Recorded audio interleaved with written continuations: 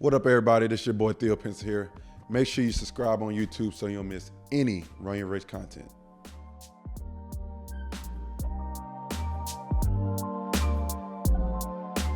What up, everybody? This is your boy Theo Pinson here with another episode of Run Your Race with my boy AJ Richardson, who is not here again.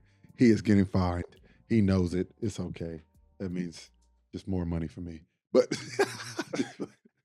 But people, got a very special guest here. Fellow champ, fellow teammate, teammate now.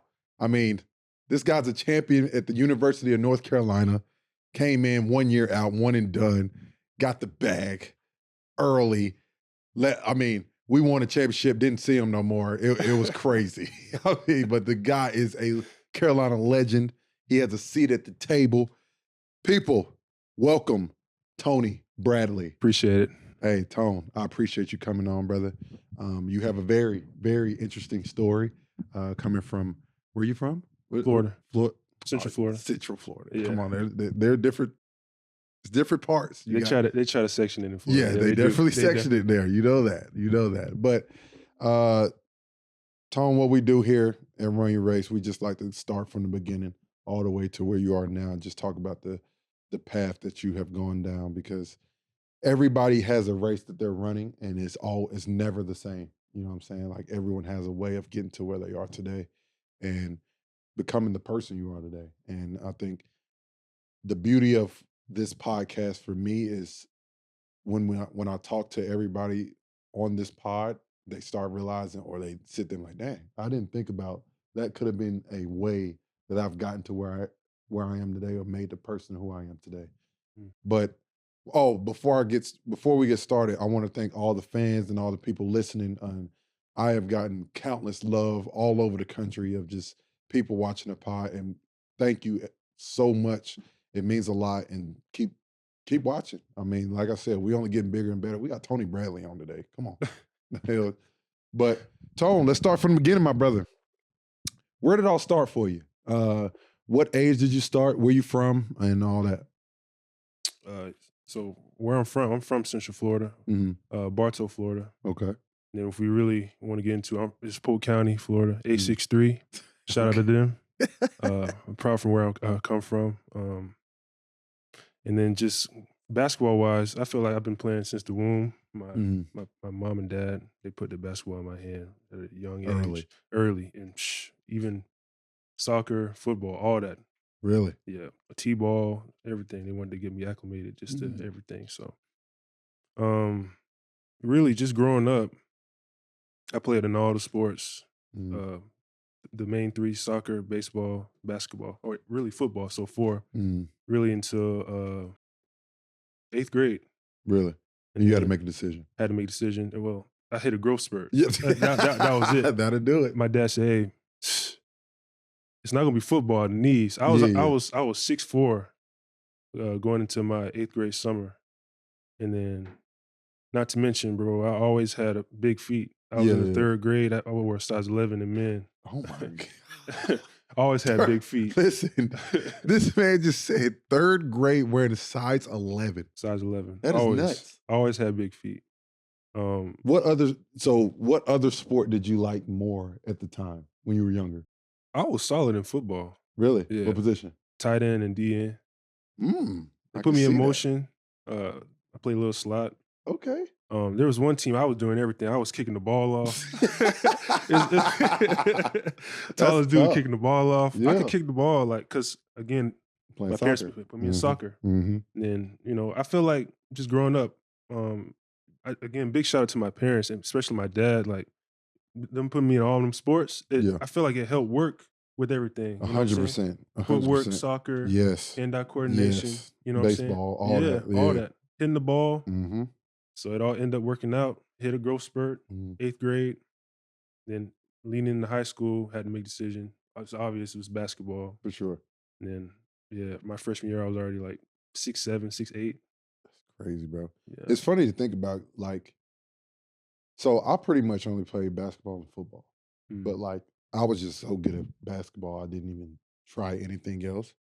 But when guys talk about all when a couple of guys that I talked to on the pod, they talk about they play multiple sports. It all comes in handy. Yeah. You know what I'm saying? Because like you're using different muscles, you're using different things to. Because you have one that like you can just throw the ball somewhere near you, you're gonna catch it. Mhm. You're gonna do like you have the surefied hands, and that probably comes from football, baseball, all that. And you can run like a gazelle. Like It all works together. it all works together, brother. Yeah. That's big time. So what was something that would you say was just mainly your height that made you stop playing those other sports and just choosing basketball? Yeah, I would say mainly my height. Yeah, going into my freshman year, I was 6'8", and then I didn't want to go across the middle, this and that, tight end. Just Can't try to play target baseball. Yeah, baseball. Ooh, baseball. I didn't talk about baseball. Baseball. I was solid in baseball too. Pitcher, played first. I was the weakness was me hitting probably. Oh, okay. But Your strike pitcher, zone was ridiculous. yeah, I had a strong arm. I just wasn't as accurate. Got you. But I could have. It was basketball, football, and baseball. Baseball wasn't far behind football. Really? Second, so. Okay. Yeah. Okay, Tony, that's Yeah. impressive. I didn't Yeah. know that. Yeah. I did learn something new today. I got to throw in soccer too. Soccer, I was dominating too. Tony, first of all, you're too damn big to play some damn soccer. They would have ran all over you. Like this was like 5th, 6th grade. My dad would just be putting in work with me and my little sister, like footwork, jump rope, ladders. My feet would just be quick. Like really, the parents would be like, "Man, there's no way he's this age, certain like this and that." I'm like, "Man, my dad would just be like." You used to grind. Yeah, just be grinding. You just knew how to work. Your dad is still working you in a young age, huh? Yeah. Knew how to work. That's tough. And Shout out to Papa Bradley, man. And it's with me to this day. Yeah. Yeah. Big shout out to my dad. That's big time, bro. So once you get into high school, you said you were 6'8" your freshman year? 6'8". Yeah. Leave, bro. They probably checking your birth certificate, trying to see what the hell going on. Yeah. It's bro, I can talk about this all day with my dad. Like we spent countless hours. Even growing up, my dad would be my coach in Little League. Really? Yeah. Pushing me. He'll have me. I'll be the biggest one on the team. I'll be bringing the ball up, shooting the ball. He made sure I like can handle the ball. Yeah. He kind of wanted me to be a big guard. Days. I do. I sure do. I do. But I got an emergency kit bag right now. If I need be, I could take it out. I got you. Only for emergencies only. Yeah. You know what I'm saying? Yeah. Hey, I got it. Get on down the court. I feel you. Hey, I'm gonna let you do it. I'm gonna see. We're gonna test it one time. You turn it over. It ain't happening. I'm gonna tell you that right now. Shit, we needed it last night. We got blitzed. But hey, listen, my thing is, I just want to know, what time did you have of just being a kid? You know what I'm saying? Like, yeah, there's a such thing of like, you're playing basketball, football, baseball, like all those run together. Yeah. How did you have time to work on and get better at a sport? Was it like just during the season, that's what sport you worked on? And then once the next sport happened, you just started working on that? Yeah, I mean, they all ran together. They definitely all ran together. I guess, I was just working on, if it was that time in season, I would just be working on it then. Ain't football and soccer kind of the same time? Yeah, they literally, when one cut off, it's on to the next. So, but I mean, it was fun, and being a kid, like. Yeah, you're young too. Yeah, I was young. I was just. Energy. Had all day, you know what I'm saying, just to run up and down. But I don't know, it was. Being a kid, that's just what it was. I did play games. I made sure I still play video games and all that stuff too. But I mean, it's just like it's just a sacrifice. I just wanted to be great early at whatever sport I was playing. For sure. So once you get to high school, you choose basketball. Was it hard? Was it a hard decision for you personally? Because like as a kid, you're like, I still want to play these other sports. Yeah. But at the same time, once you figured out that you were going to play basketball, what was the switch as far as like, all right, now I want to be this player or get to this level? Who did you look up to pretty much?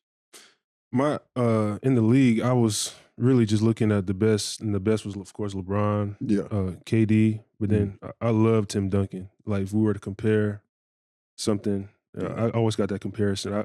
Growing up in high school, I got compared to Tim Duncan, Al Horford. Yeah. And I so can see that for sure. yeah, For sure. big fundamental. Big fundamental. So Hey, listen, you had all that too. You got all that. It I was- could definitely see Timmy. yeah, something. It's not my game was nothing too crazy. I just got to the hooks, mid range.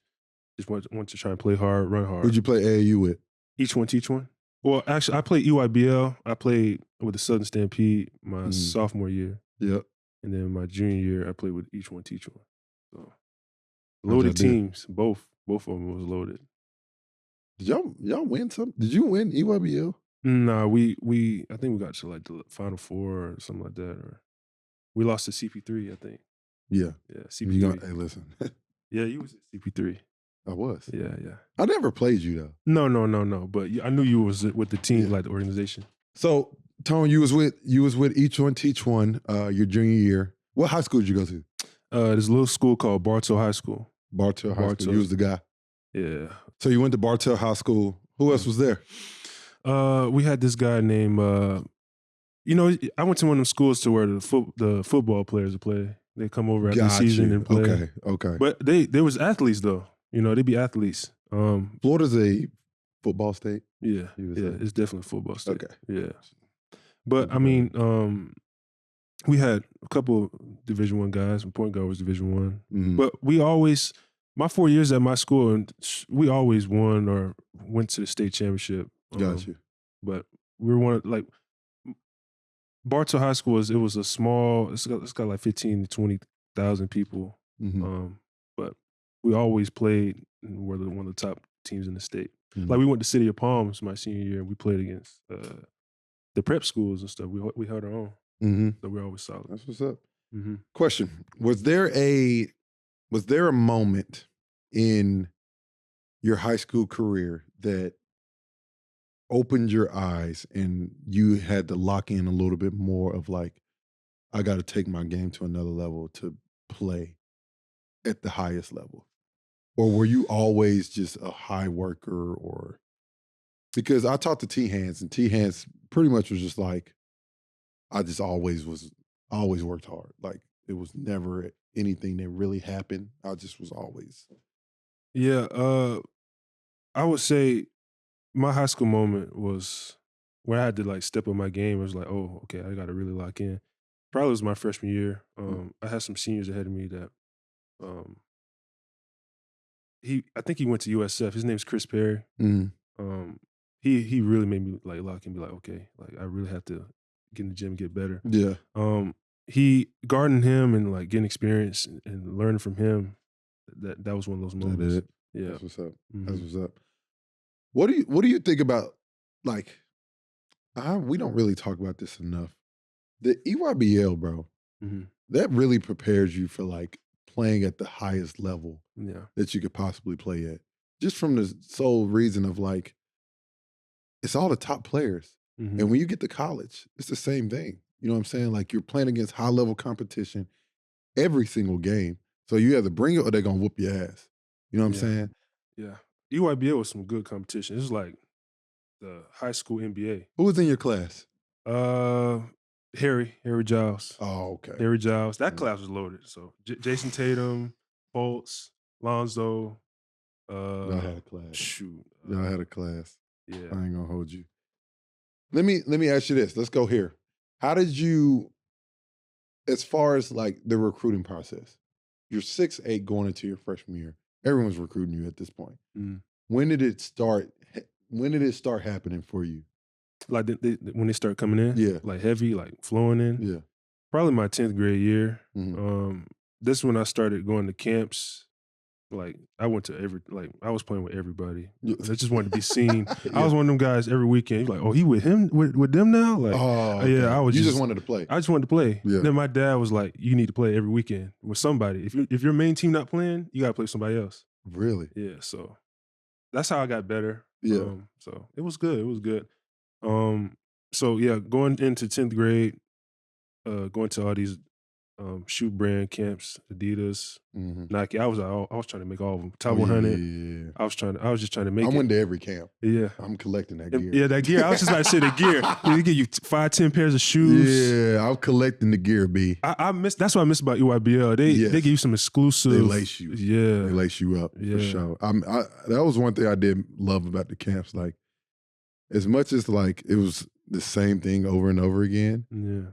they rewarded you with a lot of gear. A lot of gear. A lot of gear that nobody else had. Yep. And Exclusive. you be like, hey, listen, I'm tough, bro. You not. I go to school walking with the gear on. They be like, man, I wish I could play. Yeah, I feel like that guy.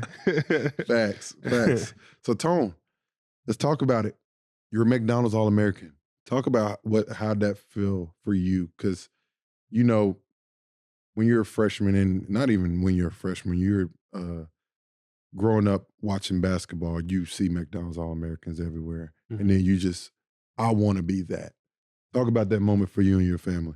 Yeah, so just going into high school, especially focusing on basketball, I just wanted to be great and lock in. So in order to do that, I wanted to be tested against the best competition, whenever, wherever, at all times, really. So I want to get on the EYBL and be tested. I feel like I held my own. My team was loaded, but I just continued to get better, going to all these camps. And again, the goal was to make McDonald's, and it's been great. But then you go back and sometimes you look at, I'm like, man, I really did make McDonald's. Some of the awards and accolades you get, you kind of like forget about them because it's on to the next thing. Literally. Yeah. So And it happens so fast. it happens so fast. Everything happens fast. Like I won Mr. Florida. I won Gatorade Player of the Year, all that. I'm like, man, I be forgetting. Yeah. Because you just like, you always, when you accomplish something, you just on to the next thing. So. It's crazy because being a McDonald's All-American is such an honor. And how many years ago was that for me? Like, you were 14, class of 14. I was 14. I was 16. So almost 10 years now. Like, the fact that it's gone by that fast, like, I done forgot about it, really. Yeah. You know what I'm saying? Like, and you got kids nowadays who watch this, who they're in the process of it now, like doing everything they can. And they think, this is it. If I make this, I'm good. Bro, there's so much more that there is to accomplish. Right. Not saying that it's not a huge accomplishment at all, but like, you get down the line, you just tend to forget, and it's crazy. So, I mean, that I can't, when it happened to me, I remember watching on the ticket and my name came across. It was unbelievable. That feeling, that feeling was amazing. Crazy, bro. Yeah. It's like all this work I did in high school paid off. Yeah. For this. So it was tough. It was tough. It was like the feeling, it's that second feeling, like after being drafted, kind of feeling. Like, I can imagine. I can imagine. I mean, it's a proud moment for the whole family because you can just tell, like, and you really just sit back and thank your parents too, because like they put you in every position they possibly could for you to be where you were at that moment. So that it's dope.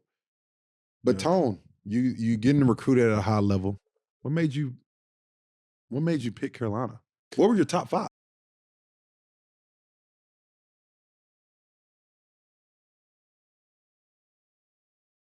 As soon as they got the offer, I know Coach Hubert Davis recruited me. They kept calling, checking in. Coach Williams came and visited me a couple times. I already knew I wanted to go. You know, I didn't want to like give it away. Yeah. You still took all your visits? No, I mean, I think I took 2 visits. I think I went to Miami and Carolina. That's it. I knew I wanted to go. You weren't wasting no time. Nah, I mean, I think I got offered my junior year, and then I committed like early September. Yeah. My senior year. So I knew where I wanted to go. It was a no-brainer. No-brainer. Yeah. It's tough, bro. Yeah. Hey, it makes it easier for you. Either I was going to go to Carolina or I was going to stay in state. Either Florida or University of Miami. You're a homebody, though. I am. If for the people that's watching this, if you know me, I'm definitely a homebody. Yes. I know Tony. He is a homebody. Real Florida boy. Real Florida boy. Like this dude. The fact that he came to Carolina was a blessing. I mean, Jesus. I don't know how he did that. The boy stayed in his room the whole damn time anyway. But it was crazy, bro. Like, my experience getting recruited from Carolina was just, you could just feel the love. Like, you could just feel from Coach, like, I feel like he showed he wanted you there. Mhm. And when you have somebody like that calling you and letting you know, like, I want you to play at the University of North Carolina and be a big time player here. Even piggybacking on Carolina, like I already knew I wanted to go there, dream school and everything. But again, my dad, he would take me to see all the top players in the state. Uh-huh. I went to a McDonald's game just for like motivation, to Oh, watch. yeah. And one of the players that popped up, he was a McDonald's player. And he was in Florida. It was John Henson. Really? Yeah, so I used to go and drive over to watch John play all the time. Really? Yeah, so That's tough. yeah. John was an animal. Mm-hmm. Animal. Mm-hmm. My goodness. So, Yeah. Tone, I was there. I was with you. What was you get to campus? What was your welcome to college moment? Man, there's a lot of them, bro. There's a lot of them, bro. I think just like the speed of the game and like everybody was just strong. Yeah. Kennedy, guarding Kennedy, like Isaiah and all those guys in practice, getting reps, banging against them. Like, Yeah. that was it. That was mainly it. I was like, man, I gotta lock in for real.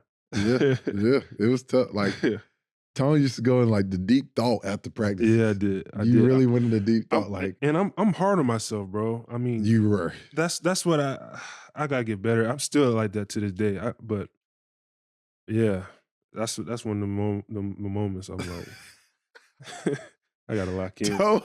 Tony used to walk in the locker room after practice and be like, I just got to be better, man. Gotta be better. Got to.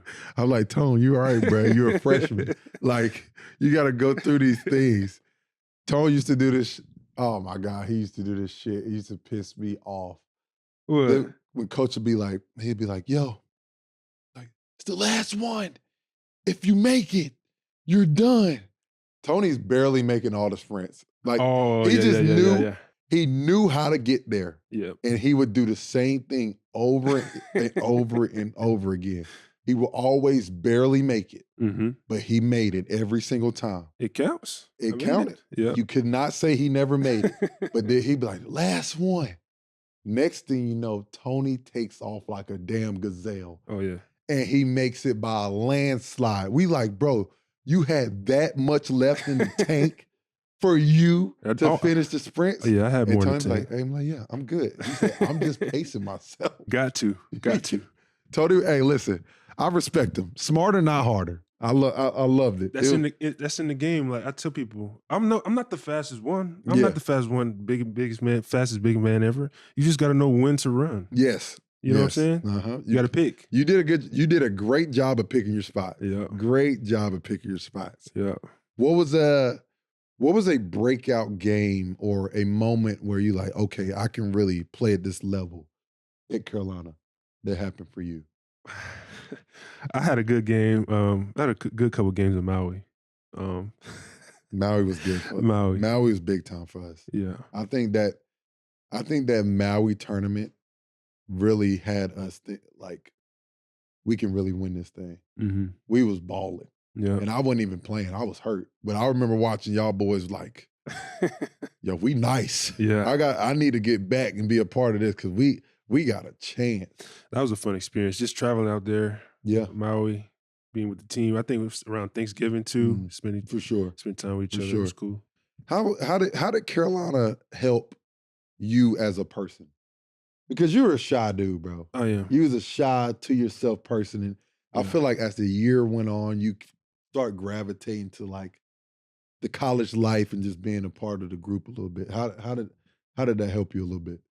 Yeah, so me, I'm laid back. I'm chill. Like I think it takes more time being around a person like to warm up. I open up slowly, but yeah. just overall the college process, it was fun. I kind of sort of miss it sometimes, especially like having to take these classes. I try to get this degree Yeah. more so, but getting adapted to basketball side in college, and then going to Mhm. school. Those days were long too. Yeah. I feel like that took a That's toll what on I you more don't than miss. anything. Yeah, them long old days.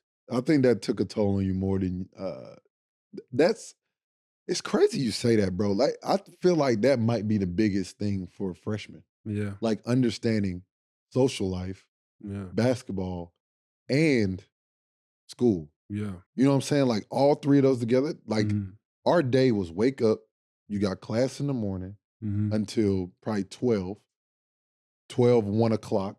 Then we got practice at 3:30. Might have a lift before the practice. Yeah. Then after the practice, we get done about 5:30ish.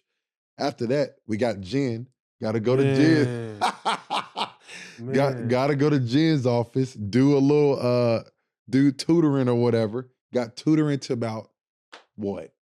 What tutoring start 7 Bro, or it was 6:30? late, bro. Yeah. And I still had homework to do Yes, after and then tutoring. homework after tutoring, and then you gotta wake up the next day and do it all over again. Waking up hurting the next day. Early. Man, Boy. Hey, on listen. repeat. It was on bro. I think I think that is the biggest learning curve for freshmen. Mhm. Like when you learn how to manage the time, and plus you know how to delegate certain things. Like, okay, I don't have to do this today. I can just Yeah, do this a little later. As a freshman, you like, I gotta do all this today, all this today, all this the next day. Like, it's a lot. yeah. It's a lot. And then you're getting bullied in practice by Kennedy and Isaiah.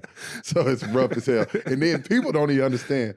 Luke was cooking in practice. Luke was cooking. Ooh, he was cooking.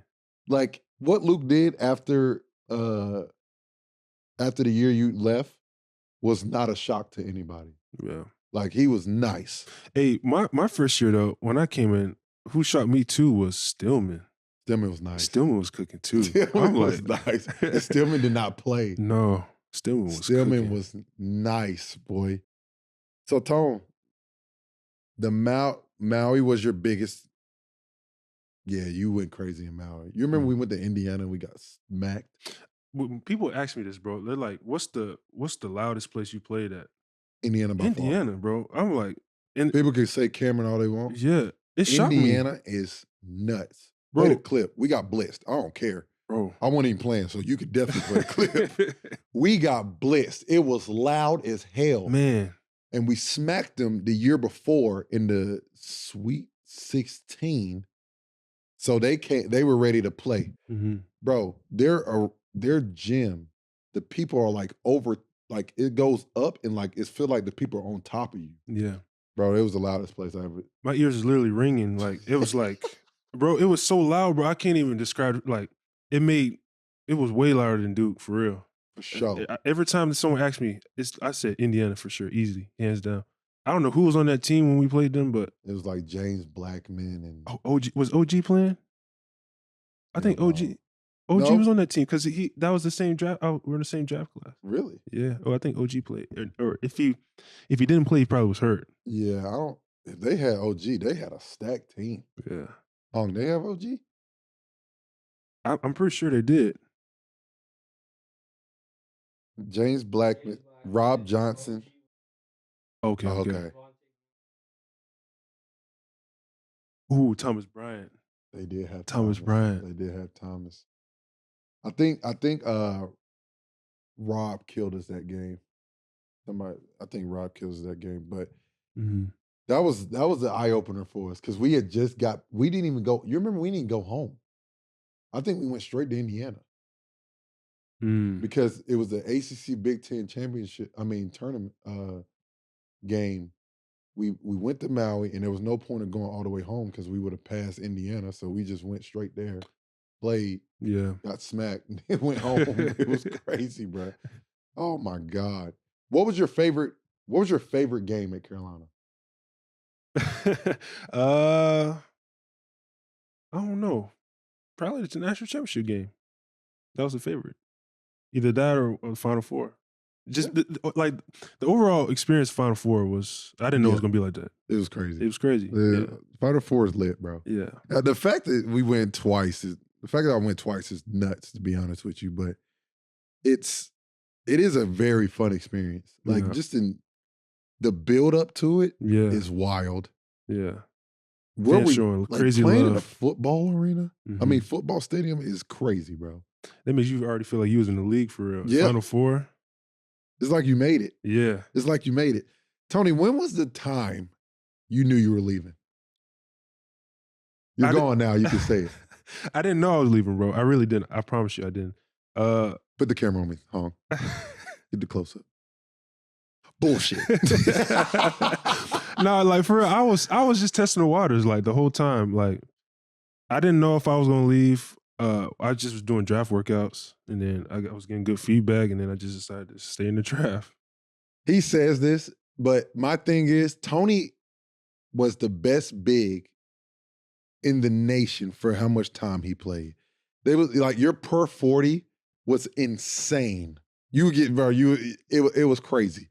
And we was like, Tony, you leaving, ain't you? Tony would be like, bro, I don't know. Bro, I don't know, bro. I don't know if I'm like, Tony, you're leaving, bro. Remember right after the game, like they were saying I already declared for the draft. Oh, I'm like, yeah. I never said that. They were twisting the words around. I'm like, can we enjoy it just winning? Yeah. Then everybody was looking at me like, man, he leaving. He already did this and that. His mind's somewhere else. I'm like, bro, that didn't come from me, bro. That did not come from me. It's so crazy. And it's funny about the media. And that's the hardest thing about having a podcast because you're like part of the media now. But they take words and they just run with it. Yeah, they twist it It's so crazy. Like we did not think anything. Like your teammates, we didn't think nothing of it. Like we would give you a hard time just because we just poking fun at you. But like we never took it serious of what they were saying. They were just like, I remember seeing it. They was like, "Yep, Tony said he already leaving." I remember hitting the chat like, "Damn, Tony, you like it was. We didn't even get on the bus the next morning to leave to go back to the crib in Carolina. It was already out. I'm like, man, some artists are already out. It hasn't even been an hour since we won. Like, bro, they're already trying to get an answer. Crazy, bro. I was like, this is insane. Yeah. So Tony, let's talk about our tournament run because everybody knows Tony was a one and done. Let's talk about our tournament run. You have a very good first game against Texas Southern. Did you think it was over against Arkansas? Man, at one point I did. I'm not gonna lie. It was tough. It was tough. Hey, bro, I put that game as one of the hardest games I ever played in my life. Yeah, bro, it was a hard game, bro. We had to grind that one out. Yeah, that Kentucky game was nuts. I was thinking about the other Kentucky, the first time we played in Vegas. That game was so lit. Yeah, Malik Monk. That felt like an NBA game. Mm-hmm. Like we had some guys on the floor. Yeah, I mean just think about that team. They had Monk, Fox, and Bam. They had one other person too. They had Isaiah Briscoe. They had Winion too. They did have Winion. And Winion didn't even play that much. No. They had a squad, bro. Yeah. And the fact that we played them in the Elite Eight, bro, like how the hell did we get that matchup? Like that made no sense. And I'm thinking about like why that should have been like a Final Four matchup or something. It should have. But it was dope though. We got the last lap, played a clip. Big time plays from TP. And Luke May, way to save your boy. Because I was thinking score the whole time. I was like, I'm going to be the hero. I'm going to go beat. But then De'Aaron's so damn fast. Didn't you make the pass to Luke? Yeah, I made the pass to Luke. I was thinking score the whole time. Going down the right side with my dribbling with my left hand like I never played basketball before. Who does that? I go down the middle lanes, pitch back to Luke, Cash. He was lit. Tony, somebody fell on the sideline or some weird shit. It had to be like Aaron. I think it was Candler. It was Candler. Yeah. I was guessing. I thought it was Aaron, but it was definitely Candler. It was definitely Candler. I think you tried to pick him up. That was good times though, bro. Oh my God. Then we about it up against Oregon. Yeah. That was that Oregon team too. They were stacked. Yeah. They had Tyler Dorsey, Peyton Pritchard, Dylan Brooks. Boucher. Yeah, Boucher didn't play. Remember? Oh, he didn't? Yeah, he was hurt. Oh, that's He right. was hurt. They just had Jordan Bell. Okay, and yeah, they yeah, had this yeah. other random dude, but they had Dylan Brooks. He only had 6. Lock that shit up. So that was easy. But it was a good time though. It was a good time. Oh, bro, I got a story for y'all though. So we win the national championship, bro. We are here celebrating. We cut down the net. Blah blah blah. We lit. We get back into the locker room. I grab a water, and I'm like, the hell am I grabbing the water for? The season over. I pop open a Sprite. I start drinking Sprite. Everybody's celebrating. Next thing we know, we hear, ah! Fine for my life. I'm like, what the hell is going on? Tony is on the other side of the locker room in a full body cramp. Full body cramp. Can't move. I'm locked. I'm locked. I'm locked. I can't move, not one thing. Said, we like, what the hell just happened? Tony played the most minutes he's played the whole season in the national championship game because all the bigs had foul trouble. Dude catches a full body cramp after we won the national championship. Everybody surrounded Tony. And I'm like, Tony, you're still in the moment. Get your ass up. He's like, bro, my body locked up. I couldn't move a muscle, bro. It was top 5, one of the worst things you can get, bro. Bro, it full was body cramp. Full. What is it? What? I've never had that. What happened? Bro, it's the I sweat so much. Yes. I sweat so much, and I guess I didn't have my electrolytes or something. I don't know. Yeah. But I just, when you feel it coming, yeah, bro, it's terrible. So you've had it before? Oh yeah, high school all the time. It's bad. I had to go to ER like twice, bro. That's crazy. Twice. They had to come and get me, ambulance, bro. It was bad. Like,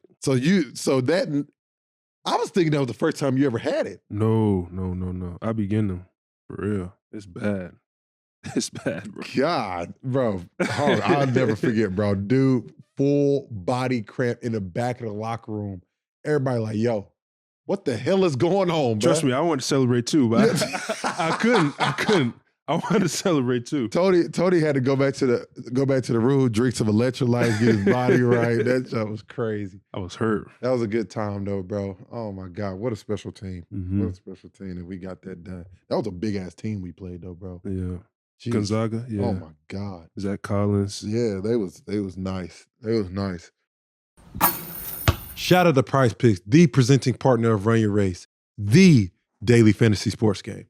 Head over to prizepicks.com or the app.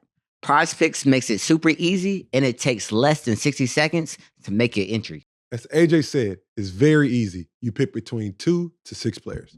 It's a skill-based fantasy game. You don't play against anyone. You're playing against the Prize Picks projections. It's simple. It's either more or less. Prize Picks is the only daily fantasy sports game that has injury insurance. With Prize Picks injury insurance, if one of your players get injured, your entry still stays in play. You can make up to 25 times your money this football season. Y'all know me. I'm rocking with my Dallas Cowboys all year. And you already know we locked in on the NFL season. But Prize Picks also offers college football and many other sports. But Prize Picks also is matching your first $100 deposit. So if you put in $100, they match $100. But if you put in $20, they match $20. Go to prizepicks.com/race and use code RACE for your first deposit match up to $100. But Tone, you take it to the next level. How many workouts you do? I did like 15 or 16. Damn. Yeah. Trying to get it. I just wanted to see if I just to get good feedback. Yeah. So what did you get back?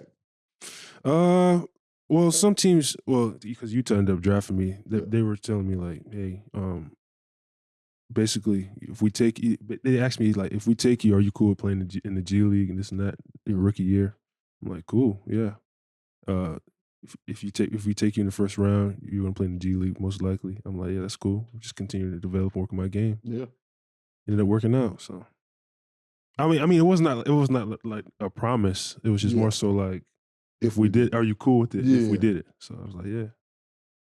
Well, hey, listen, First round. Yeah, I'll take it. Yeah, I'll take it. that shit too. But that's crazy, bro. Like doing 15 workouts, you trying to do everything you can to just put yourself in a great position for you and your family. Mhm. And you did that. So I'm super proud of you for that. Yes, sir. What Appreciate it. is talk about the draft night.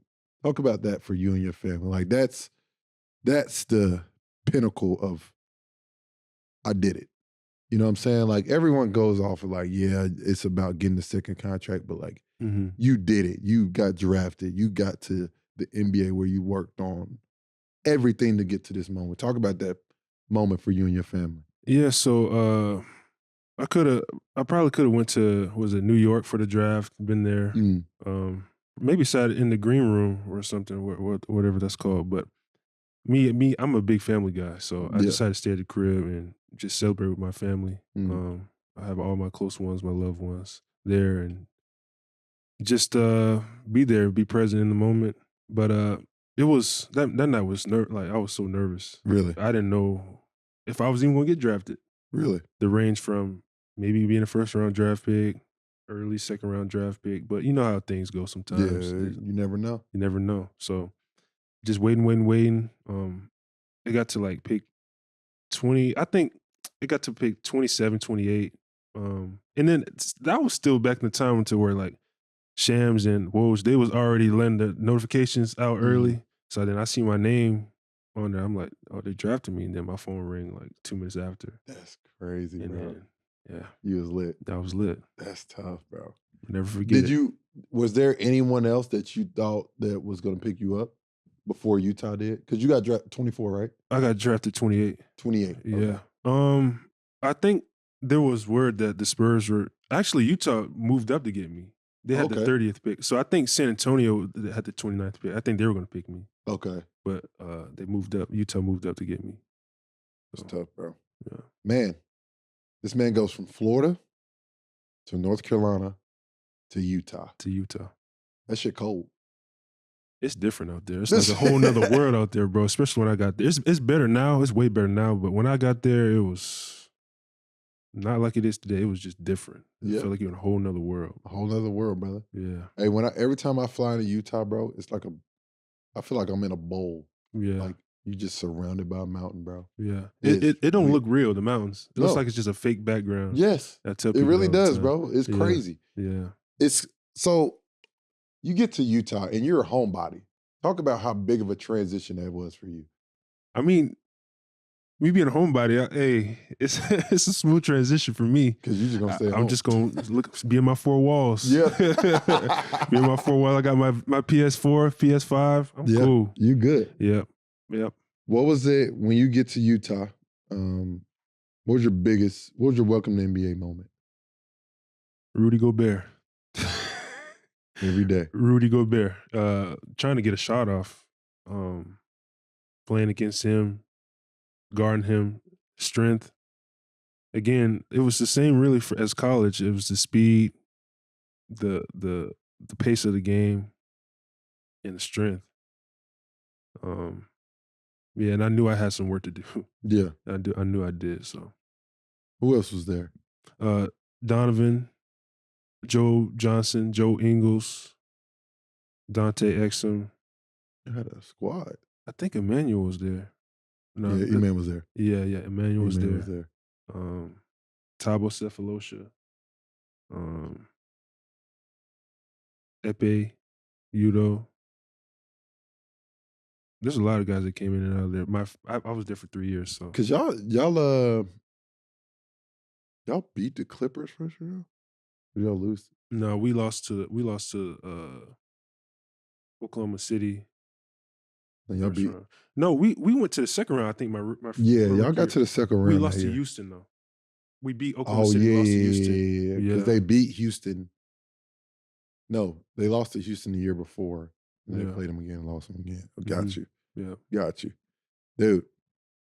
Yeah, I mean, to come in the league and first off, you got to practice against Rudy Gobert every day. Yeah. Defensive player of the year every single day. That's tough. It's tough. What was your breakout game? My breakout game didn't happen until my third year in the league. So you didn't play your rookie year.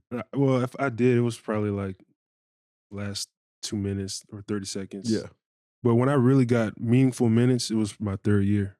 really. Yeah, third year. I think it was Ed was out there with me, Ed Davis. Yeah. He was something was going on. He just missed a game, and my number was up. They called me. I played well.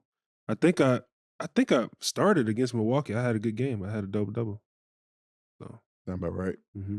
Sound about right. Yeah. Tony, I mean, you're with Utah. You're playing with Donovan Mitchell, superstar, Joe Johnson, Hall of Famer. I mean, the guys are literally all around you for you to be successful and to develop your game and watch people who do it at a high level. Talk about how beneficial that was for you to see those guys every day to just add things to your game and just make you better. Yeah, so it inspired me, especially Donovan. He came in, we came in together, of course, but really from day one, Donovan was always good. Yeah. He came in, he was just cooking. He had that work ethic, and it inspired me and motivated me. Like he'll come in before practice, he'll come in after practice. Donovan literally is the person to come in, to be the first one there and the last one to leave, almost every time, especially when I was in Utah. Yeah. So being around those guys, it motivated me. So nothing surprised you with him? Yeah, not at all. All the stuff he's getting now, all-star, this and that, scoring, it doesn't surprise me at all. No. Don has an unbelievable work ethic. I mean, the dude, he wants to be great, and it is. Even better guy off the court. Oh my God, unbelievable person. Yeah. Unbelievable person. Yeah. What is just going on experiencing the playoffs? You know what I'm saying? Like when you first experienced the playoffs, what was that feeling like for you? It's completely different type of basketball than regular season. It's high level. Yeah. Like it's way more intense too. And you got to be locked in. Yeah. You got to be locked in. Yeah. What is let's go ahead and address the elephant in the room, Tony. You're a part of the team that started it all. Mm-hmm. COVID. Yep. Yep. You're in Oklahoma City. Mm-hmm. Hog, this is a story for you, my boy, and to all the listeners. Tell them what happened that night that you were so excited, and then everything got to shambles. Hey, you're gonna see the clip. But hey, that night before the game, I was so excited, man. We was prepping because Rudy they already said Rudy had caught COVID. Yeah. Or no, Rudy wasn't feeling good. Yeah. They didn't say it was COVID. They didn't say anything. They just said he wasn't feeling good. Yeah, so I was preparing, like he was already gonna be out. So I'm next man up. I was starting. I think they even had a play drew up for me. I was supposed to shoot a 3. I'm like, I ain't never had no play drew up for me. First play of the game is supposed to be for Tony for 3. He teed up. I wish we could have like the warm up clip because he shoots straight threes and straight warm threes, holding the release, both hands. I weak as hell. So yeah, I'm lining up against Steven Adams. I'm ready. I'm trying to get the ball. Then the doctor, the Oklahoma City team doctor, was like, no, stop. And so everyone's looking around. So y'all were on the court about to start the game. Yeah, referee had the ball in his hand. He was about to throw it up. The doctor came from the opposite side. He was like, no, stop. And then everybody was looking around, and then they told us to go back to our bench. And then they soon told us to go back to our locker room. Then we were stuck in our locker room in Oklahoma City arena for like, bro, it was till like 1 a.m., 2 a.m. Because our the hotel we stayed at in Oklahoma City wouldn't let us go back.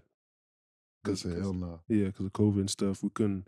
So we had to fly. Like it was a long process because we didn't know what we were going to do, and then we had to get tested. So everyone had to come in the locker room, and like they had all these masks on, and their whole outfits on, and had to test us. And these are the tests where it went all the way to the brain. To your brain. So it was tickling. Yeah. So that's one of them days or memories I'd never forget.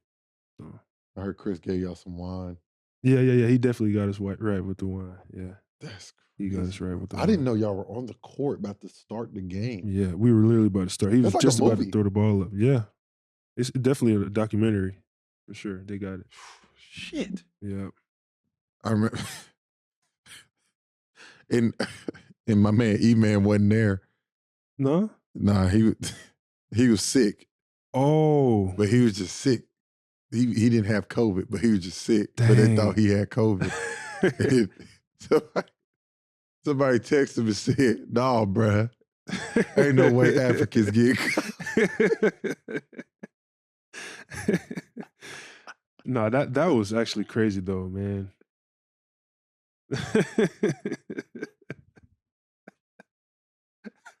Shout out to E-Man, bruh. Ain't no way Africans get COVID, bruh. That is crazy. Tony, you was in Utah for how many years? 3 seasons. 3 seasons. So you played a lot in the bubble, though. Yeah. You played a lot in the bubble. Yeah. Talk about that run Don went on in the bubble. Him and Jamal. Oh my goodness, that's crazy. Y'all smoked that shit though. Yeah, we up 3-1. Yeah, we smoked it, bro. Y'all smoked it. Bro, we really smoked it. We really smoked it. Them boys was going at it though. Them boys was going at it. What is that like when two players are playing at that high of a level where they're both like dropping 50 and you're just out there? Like you're just watching them just go back and forth. Bro,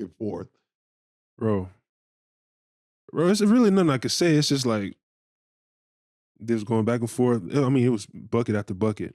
He'll make one. It's like they was just trying to outdo each other at this point. But I think the craziest part was being in the bubble. Like after the game, you see the team you just played. You walking by them. I remember the clip.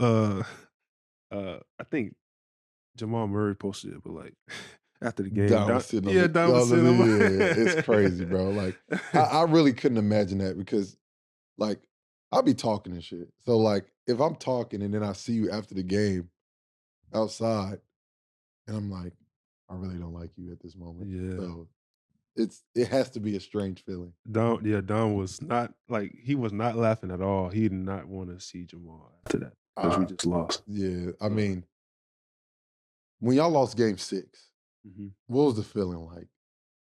Game 6. Did it go Game 7? It went to 7 games. I think it went 7, didn't it? Yeah, it did. It had to go 7 because y'all was up 3-1. Yeah. We did. Yeah. Game 6.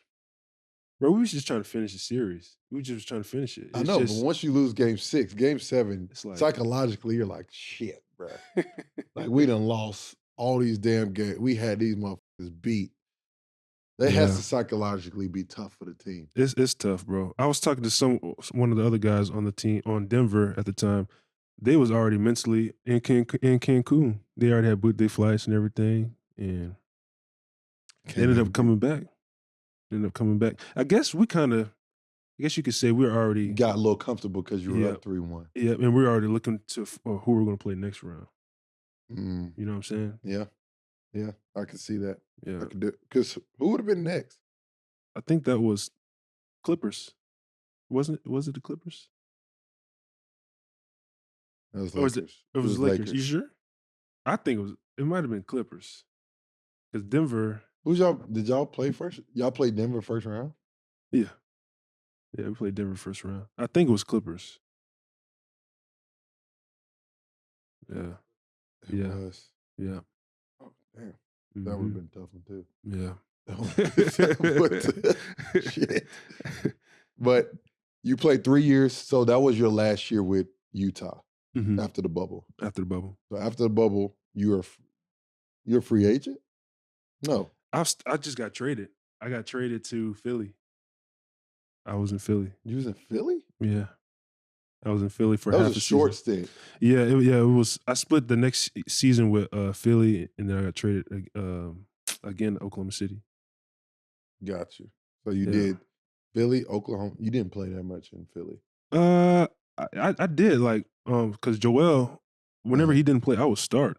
And I was there with Dwight Howard, and Dwight didn't want to start. Yes. So got you. Yeah. Got you. Yeah. How'd you like that? How'd you like Philly? I loved it. But when we talked, I said Rudy Gobert. When I said Rudy Gobert, then I go to Joel. And you the backup. Yep. And then And guarding then him you in had the practice. Yep. Oh, yeah, bro. That's crazy. Joel, bro, Bro, is you had the White Howard yeah, and Joel Embiid. yeah. And you had to go against them. Both of Damn, them. Rudy Gobert. Bro, you going against some monsters, dog. Yep. Mm-hmm. Both of them, monsters. What was your sight? Well, I mean, you had to be sitting at the locker like, what the fuck? I wasn't doing that bad. I mean, I believe you. I mean, like, them boys strong, but like, I was holding my own. Like, Joel though, bro, he is just different. 300 pounds, 7 foot. You underestimate his feet. Yeah. He's bro. I tell people he's like KD, but he's 300 pounds. Mm-hmm. Feet work is crazy. His feet are way quicker than what you think. Yeah. He's way faster than what you think. Bro, he just really shocked me, bro. I bet.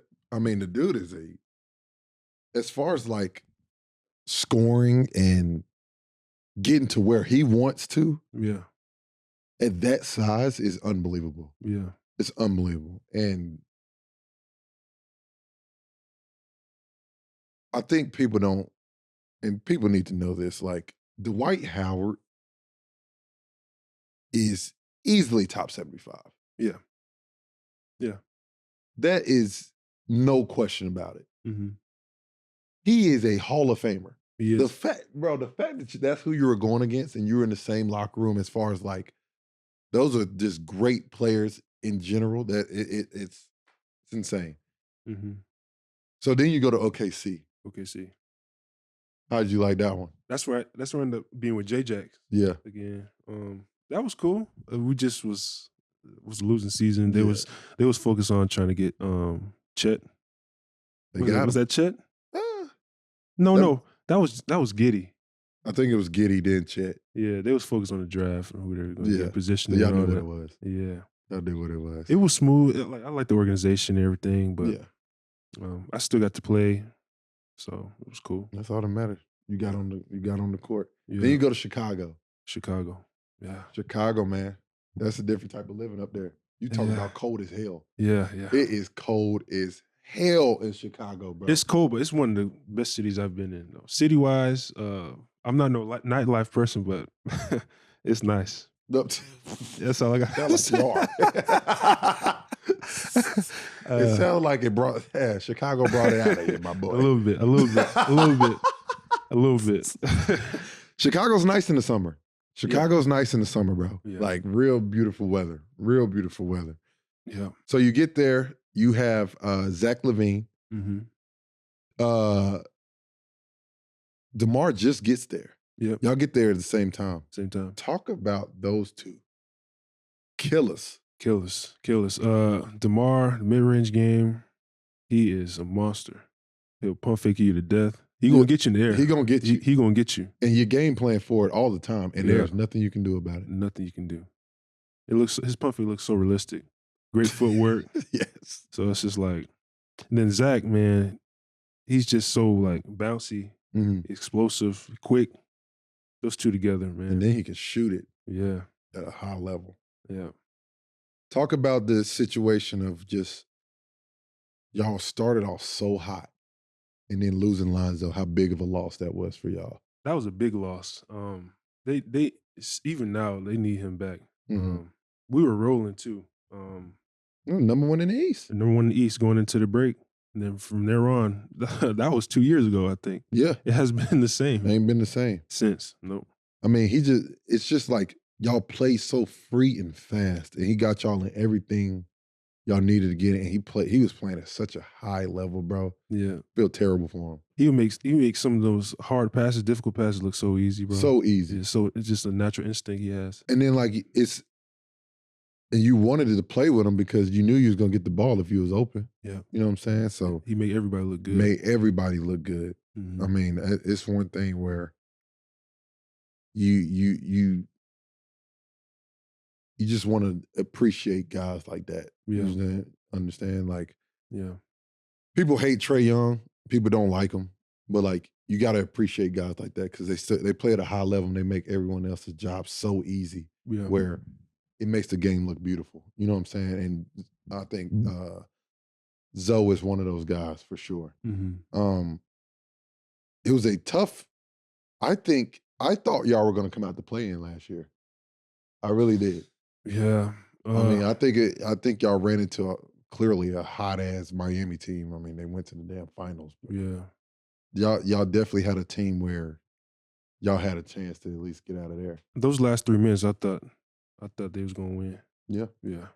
It was tough. It was a tough one. I mean, well, yeah, when I say they win, Chicago win, but Yeah. Miami ended up winning. Of course, like you said, they went all the way to the finals. So it was crazy. What a run they went on. I mean, the beat breaks off of Milwaukee like that is not easy. no, Not easy at all. Mm-mm. But now, Tony, where are you at now? What are you doing now? Right now, Let the people know. Right now, I'm with the Texas Legends in the G. Mhm. Just trying to. Right now, I haven't really been playing. I've been trying to come back and get back healthy. Been battling a couple things, but that's where I'm at right now. That's the status. What's the biggest thing mentally for you that what's some advice you would give somebody in your position where you are? You've been in the league. Was it year 5? I played 6 years. 6 years. You're in year 6 now. No, you're going into this is 7. You're in year 7 now. What is some advice you would give somebody as far as like staying grounded, keep moving forward, like just understanding like this is just a different situation and you taking it like a pro? The way I see it, I just say be where your feet are. Mhm. That's always my motto. Be where your feet are. Don't worry about tomorrow or yesterday. Just be where your feet are. Keep chopping wood. Mhm. Let everything take care of what it's supposed to take care of. That's what I see. For sure. So For sure. No, Tony, I mean, I feel like you've definitely handled it because, like, not a lot of people handle the way you do. You come into work every single day. You haven't been able to play yet, bearing injuries. But at the end of the day, you come in, do your work, do your extra work to try to get back on the floor. And not a lot of people do that. And I commend you for that. And I think it's really big time and set a good example for the young group we have right now. But I can't wait for you to get back on the court so we can hoop together again. And me too, bro. we can get back to where we both feel like we deserve to be. The way I see it is, man, this basketball is a bonus, man. Like, Yeah. I'm grateful. I'm sure. grateful for life. I'm grateful for my family. The way you look at it, man, this game, it's just a bonus. Like healthy playing, it's just the level of the game, man. Like over the years, it took me some time to realize that, you know. So I'm not finna stress or anything. For sure. So it's Talk, cool. and I think that's something we should talk about as far as like the mental health piece. As far as there are definitely times you sit here and you just like in deep thought, like, can I do this? Yeah. Can I take this stress? Can I take the not knowing, the unknowing? Yeah. And you have a great saying, like, be where your feet are. You Yeah. know what I'm saying? Like, just understand, like, whatever happens, all right, cool. Deal with it, move forward, and try to make the best of it. You know what I'm saying? And that's the hardest thing. It's very easy to say, Yeah. harder to do.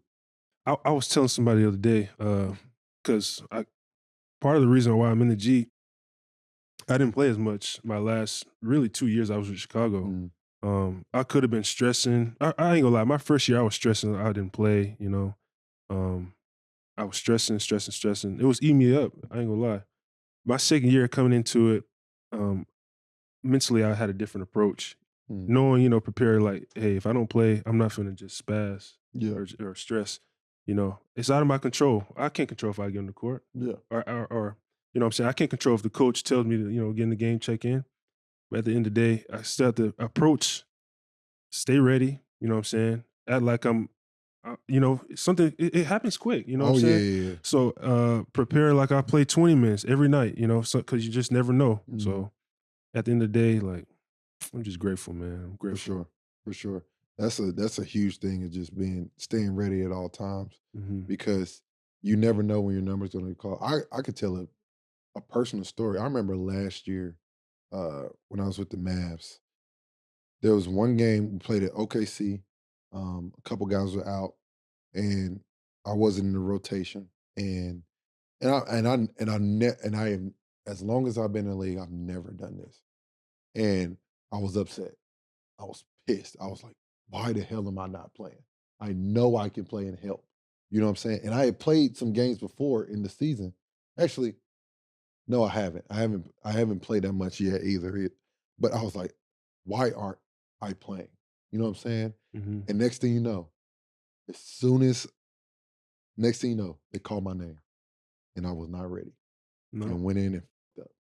And next thing you know, once again, that is a prime example of just stay ready. You never know when your number is called, and always be prepared because you never know when your number is going to get called, and you got to step up in that moment. And that could have helped me down the line. Could have helped me play in the next game, the next game. Of course, I mean, I got another opportunity and I made the best of it, and I never would ever do that again. Mm-hmm. But that's just being vulnerable and understanding, like, I know why I went in and played like that, because I got in my own head and I shut myself down and not being prepared on the game. And that's ultimately why I am the way I am on the team. Like, I was so involved in the games because I want to be ready if my number was called. I know what we're doing. I know what coverage we're in. I know who does what and when. And you know what I'm saying? So I feel like that helped me out a lot. Bro, just in general, it's hard to stay ready, bro. It is. Like it is. For the ones that don't get playing time, trying to stay in shape, you know what I'm saying? Everything. It's hard, bro. It is. It is. But Tony, I appreciate you coming on, brother. It's been an unbelievable pod. I think a lot of people can learn a lot from your story and what you have done throughout your whole process of getting to where you are today. And again, thank you enough. Appreciate you for having me, it, bro. Got a couple questions for you, though. Mm-hmm. Deeper bag, Shea or Luka? Chill out, bro. Deeper bag. I had to say Shea. Bag. We're just talking about strictly bag. Strictly bag. Yeah. Okay. Shea. Yeah. Do you think Kawhi Leonard deserves a statue for the Toronto Raptors? How long was Kawhi in Toronto? Kawhi was there for 1 year and he won a championship. The first year he was there and he left. He was there for 9 months, went in there, won a chip, beat the Warriors, and said, thank you, but I want to go home. That's all that happened. It wasn't like I'm just leaving the city. Statue for 1 year, championship. I don't see it happening, bro. I don't see it happening. Respectfully, I don't see it happening. That's just, I feel like he should get a statue. I really do. If I'm a GM or owner, I'm like, listen, let's build this man a statue. I'm with you, but like, can you really see that happening though? 1 year? In all honesty, I don't see it happening, but I feel like it should happen. Yeah, I'm with you on that. I don't see it happening, but I feel like it should happen. I'm with you on that. But it is what it is. I mean, I think Kyle Lowry would get a statue before he would. Yeah. In me just being blatantly honest. But do I think Kawhi should be right there beside him, hitting the fadeaway or something? Yeah. That'll be good. I think so. That would be. Or like holding a trophy in Golden State. Something. With and somewhere in the background doing something. Like a little Hong right beside him, mad as hell. Nah, man, but that's another episode of Rain Race. Once again, thank you everybody who tuning in, man. It's been unbelievable, and we only getting bigger and better. Y'all know what to do. Subscribe on YouTube. Follow us on Apple Podcasts and Spotify. And listen, y'all know, keep sharing it with everybody. All the love is very deeply, deeply appreciated. And thank you. Peace.